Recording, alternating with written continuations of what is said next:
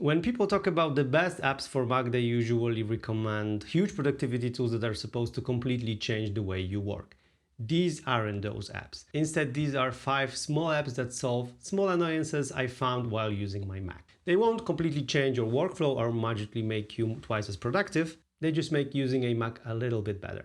And the first one fixes something I didn't realize I needed until I started using it. Let's say you're working on something and copy a link, then you copy some text, then an image, and 5 minutes later you realize you need that original link again. Normally, you have to go back and find it. Mackie fixes this by giving your Mac a clipboard history. Instead of having access only to the last thing you copied, Mackie remembers your previous clipboard entries. Press a keyboard shortcut and you can instantly find that link, piece of text, or whatever else you copied earlier. And that's pretty much it. And that's exactly why I like it. It's not trying to become another productivity system that you need to learn.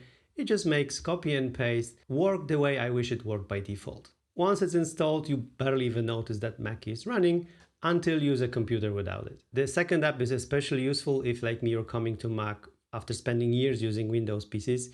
It's called Stats and it gives you much more information about what your Mac is actually doing. You can put things like CPU and GPU usage, memory, network activity, battery information, and even temperatures directly in your menu bar. And you can choose exactly which information you want to see so you don't have to turn your menu bar into an airplane cockpit. For me, this became particularly useful when I started gaming on my MacBook Pro. I wanted to know how hard the hardware was actually working and what was happening with the temperatures. But it's useful outside of gaming as well. If I'm exporting a video and something seems slow, I can immediately check what's being utilized.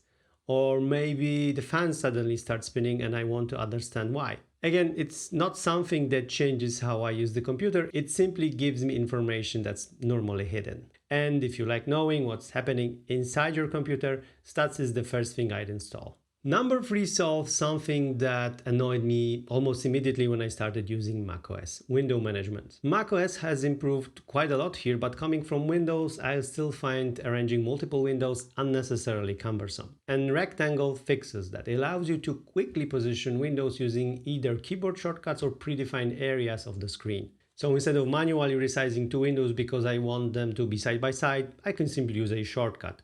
One window goes to the left, the other window goes to the right, and that's it. You can also move windows between displays, maximize them, or create different layouts depending on how you like to work. There are much more advanced window management tools available for Mac, but it's actually like Rectangle. I don't want another system to manage. I just want moving windows around to be faster, and Rectangle does exactly that. The fourth app replaces another built-in macOS feature that isn't necessarily bad, the screenshots. The standard Mac screenshot tool works perfectly fine for basic screenshots. But if you take screenshots regularly, Shutter adds a bunch of small features that make the whole process much more useful. You can quickly annotate screenshots, add arrows, blur sensitive information, or capture something that's longer than your screen with a scrolling screenshot.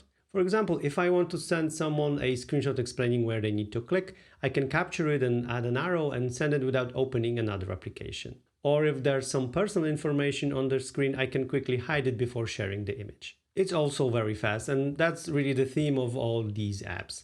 Mac OS already lets me take screenshots. Shutter just removes a few extra steps. And the last app might be the best example of what I mean by quality of life app, because you probably use this one for about 30 seconds at a time. It's called Keyboard Clean Tool, and it solves one extremely specific problem: cleaning your MacBook keyboard. If you ever tried wiping down a MacBook while it's turned on, you probably know what happens. You press random keys, apps start opening, music starts playing, and suddenly you're editing a document you weren't even aware was open. And because pressing a key can wake MacBook up, simply locking the screen doesn't completely solve the problem either. Keyboard Clean Tool does one thing: it temporarily blocks your keyboard. Turn it on, clean your keyboard without worrying about what you're pressing, turn it off again, and you're done. None of these apps fundamentally change the way I use my Mac. They're tiny improvements, but they're also the kind of improvements you notice every day. And that's something I've become increasingly interested in, not necessarily buying more tech, but finding small ways to make the tech I already own better. So if that's your kind of thing as well,